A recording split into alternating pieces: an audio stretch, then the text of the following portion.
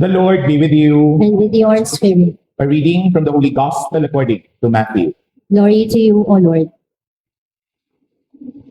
At the time, Jesus exclaimed, I give praise to you, Father, Lord of heaven and earth.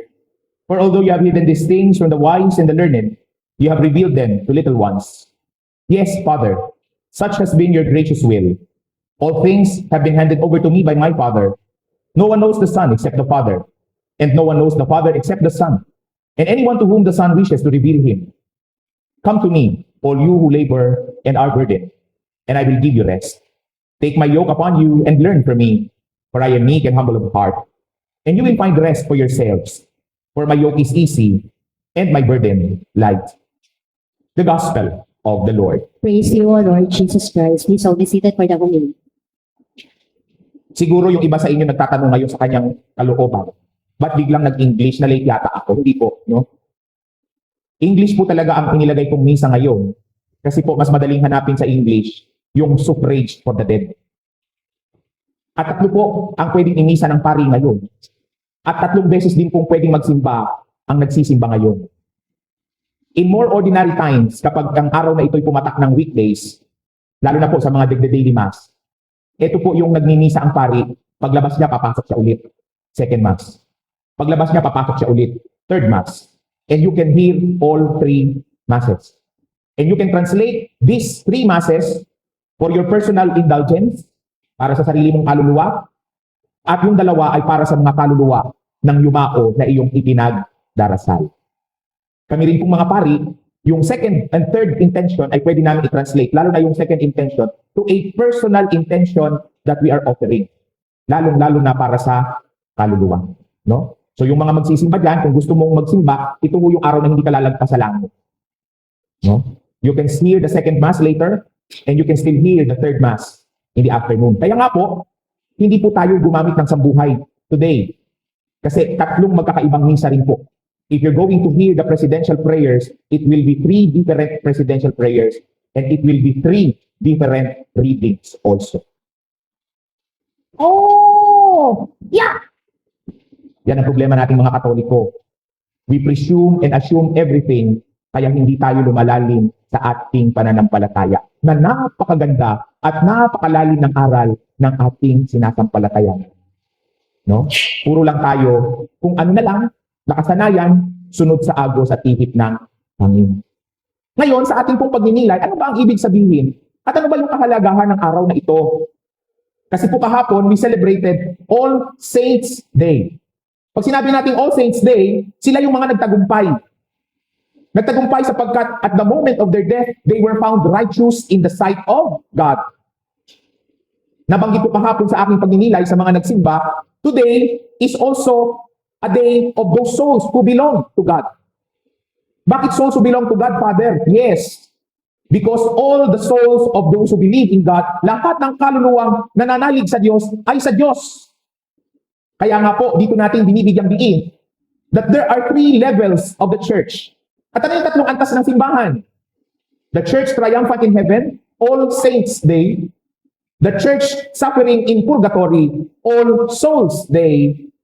And the church vigilant on earth. Tayo yun.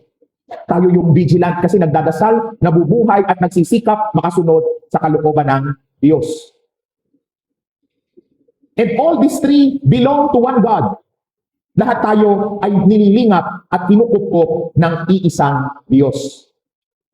Kaya nga ang malaking tanong kahapon, paano Father yung mga nasa impyerno? There is no church in hell. Because those souls in hell are those who rejected God in their life. Those souls in hell are those who refuse the grace of God in their life. Kaya nga, masasabi din natin na yung interpretasyon ng ilang mga kapatid nating protestante is correct. When they say you don't pray to the dead and you don't pray for the dead, tama po sila.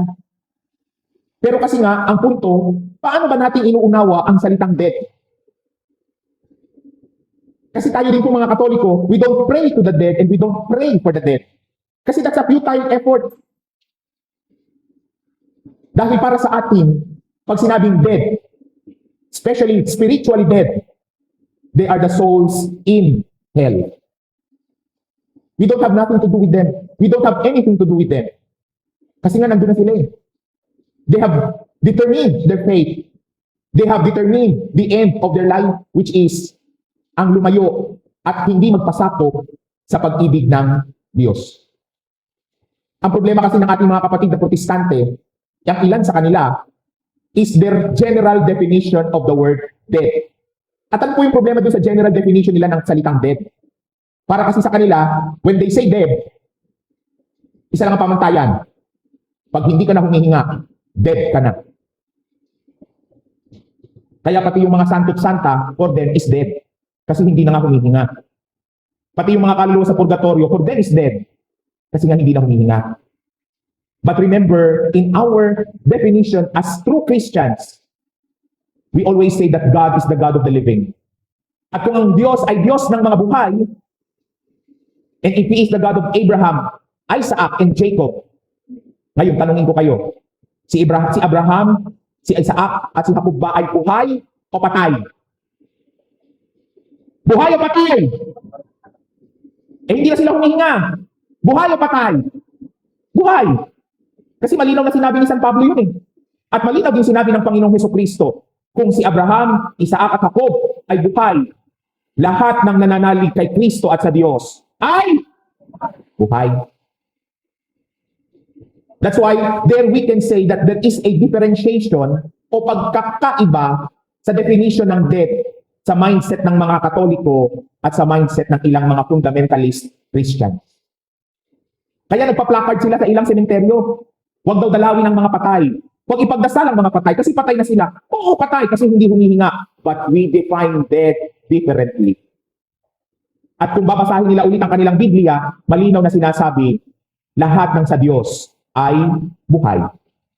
Kaya nga, 3 punto sa ating pagninilay ngayong ipinagdarasal natin ang kaluluwa ng mga nasa purgatorio. Unang punto, life is short. Anong klaseng life? Yung life sa mundo. Kaya diba sabi ng isang kanta, minsan lamang akong ito, pampatay talaga to. Raan sa daigdig na ito. Kaya't anuman ang mabuting maaring gawin ko. Mamaya o bukas? Mamaya o bukas? Ngayon. O anumang kabutihan ang maaari kong ipadama, itulot ninyong magawa. Bukas, mamaya, ngayon, ang mga bagay na ito, naway wag kong o sapagkat sa ganitong mga landas. That's the first point. Kaya kung meron kang hihingi na sorry, kung meron kang isasabing I love you, huwag mong ipagpamamaya. Gawin mo ngayon. Kaya dyan po ako minsan may kalokohan pag ako'y nagsesermon sa patay. Ako'y naniniwala na yung umiiyak sa libing ng pinakamalakas, eh hindi yung pinakamalapit sa namatay. Hindi. Kasi kung malapit sa namatay yun, at nagawa niya yung lahat ng dapat niyang gawin, no regrets, hindi ka maiiyak. I can prove that. Sino yung may pinakamalakas na palahaw? Yung malaki ang kasalanan sa namatay. Bakit? Kasi hindi siya nakapag-sorry. Hindi siya nakagawa ng mabuti bago mamatay. Diba? Sabi nga ng kasabihan, aanhin mo pa ang damo kung patay na ang adik, este ang kabayo. Diba? Life is short. Pangalawa, life is not ended. It is transformed. Ano pong ibig sabihin nito? Ibig sabihin, sa ating pagpanaw, sa ating pagwawakas ng buhay sa mundong ito, hindi po nagwawakas ang buhay. Kaya nga sinasabi, we only transform from life to life. Life with a small L and life with a capital L. Bakit? Anong life? Bakit kailangan capital L dun sa pangalawa? Kasi that is a life not here on earth, but a life with God. Kaya nga po kung papansinin nyo, napakaganda. Ang mga term natin talaga sa more formal, hindi mo naman sasabihin patay. Words, more formal words. Kahit sa English, di ba? They have passed. Ano ibig sabihin ng past? Tumawid. Nauna. Umalis. It does not imply the end of life. It only implies the transfer from one state of life to another. Lalo na po sa Tagalog. Sino po mga Tagalog dito? Yung mga lihitimong Tagalog, katulad to, Bulakenyo, Caviteño, mga taga Laguna. Alalaong bagay, hindi naman po natin ginasabing namatay. Di po ba? Kundi sumakabilang buhay. Bakit po sumakabilang buhay? Mula sa buhay na ito, patungo sa buhay kapiling ang Diyos. At another term ng mga Tagalog, pumanaw. Hindi po ibig sabihin ng pumanaw ay namatay. Sa mas formal na Tagalog, pag tinanong nyo ako mamaya, lalo na kapag nakaalis na yung dalawang seminarista, Father, nasa na po yung mga seminarista? Eh, pumanaw na. Baka iyakan nyo bigla. Hindi ho. Kasi pag sinabing pumanaw, nauna na umalis na, bumalik na doon sa kanilang seminaryo. Dahil ang salitang pagpanaw ay ibig sabihin umaalis. Nauna kaya nga, di ba, sa pagpapaalam, sasabihin mo, mauna na ako. Kasi pag nauna ka na, pag may naghanap tayo, sasagutin mo pinagpaalaman, ay pumanaw na. Hindi namatay, kundi umalis at pumunta na sa ibang pupuntahan. It does not imply the end of life, but it implies a transfer from the life here on earth to a life in heaven. At yan po yung malinaw sa ating mga Katoliko. Kaya nga po kung mapapansin nyo yung credo, lalo ng Apostles' Creed, napakalinaw ng sinasabi doon. Saan bumaba si Kristo? Pagkatapos siyang mapako sa krus, He descended into hell. And rose again on the third day from the dead. Kasi ang itinuturing nating tunay na mga patay at mga wala ng buhay ay nasa impyerno. Father, bakit siya bumaba sa impyerno? Kasi bago siya ipako sa krus, matuwid man o makasalanan, lahat papuntang Sheol. Dahil wala pang salvation bago ipako si Kristo. At bakit siya nagpunta ng impyerno? Dahil makasalanan siya? Hindi. Nagpunta siya ng impyerno para buksan ang pinto ng impyerno at palayain ang mga matuwid at dalhin sa langit. Kaya nga maririnig ninyo sa pagbasa ng Ebanghelyo, sa araw ng muling pagkabuhay, anong sasabihin? May mga namatay na nagpakita sa mga buhay, kasabay ng pagkabuhay ni Kristo. Because they were rescued from hell to be brought to the presence of God. That's why we firmly believe by the death and resurrection of Christ that we are alive, that life is transformed. It is not ended. Life only ends when we reject God.